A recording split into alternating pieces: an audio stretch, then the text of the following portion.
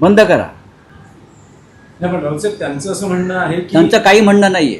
त्यांचं म्हणणं असं आहे की आता महापालिका निवडणुका आलेल्या आहेत, त्यामुळे मुंबई महाराष्ट्रापासून तोडली जाईल अशा पद्धतीची भावनिक साथ घातली जाईल. पण कोणाचाही बाप असो किंवा कोणाचाही आजा असो, नाही. मुंबई महाराष्ट्रापासून तोडली जाणार नाही. नाही असं त्यांनी ठणकावून सांगितलं. भाजपचाच बाप मुंबई तोडणार आहे.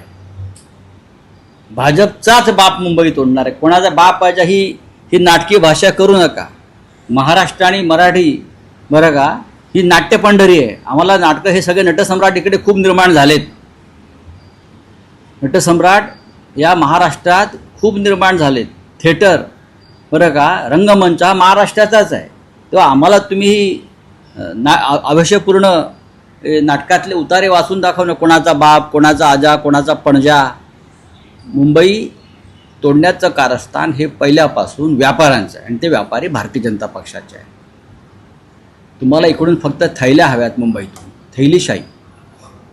तुम्हाला पैसे हवे आहेत मुंबईतून, तुम्हाला संपत्ती हवी आहे मुंबईची, तुम्हाला मुंबई कंगाल करायची आहे आणि सरकार सध्याचं त्या सगळ्या गोष्टी लूटमारीला समर्थन देत आहे. राऊत साहेब, काल मीरा भाईंदरच्या सभेमध्ये राज ठाकरेंनी भाजप खासदार निशिकांत दुबेंना आव्हान दिलेलं आहे, मुंबईत या बुडवून मारू, डुबा के मारेंगे. राज ठाकरे यांचं हे जे आव्हान आहे हे एका दुबेला नाही आहे, हे आव्हान भारतीय जनता पक्षाला आहे.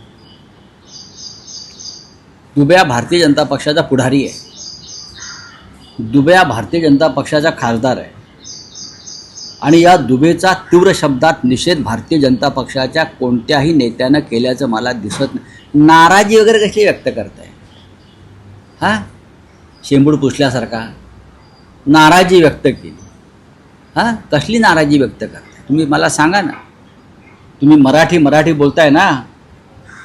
एक माणूस तिकडे बसून मराठी माणसाला आव्हान देतो आहे, महाराष्ट्राला आव्हान देतो आहे, मराठी माणसाला पटकून मारण्याची भाषा करतो आहे आणि हे शेंदाड शिपाई राज्यकर्ते भाजपचे आणि ते कोणते मिंदे गटाचे लाचार ते मान खाली घालून बसले आहेत.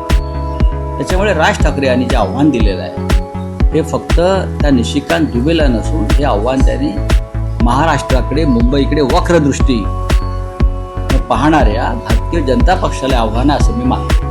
पण राज ठाकरेंनी असंही म्हटलं आहे की हिंदी सक्ती करण्याचा जर प्रयत्न झाला तर याआधी आम्ही दुकानं बंद केली होती, पुढच्या वेळेस शाळाही बंद केली. नाही ठीक आहे, त्या चुकीचं काय बोलले?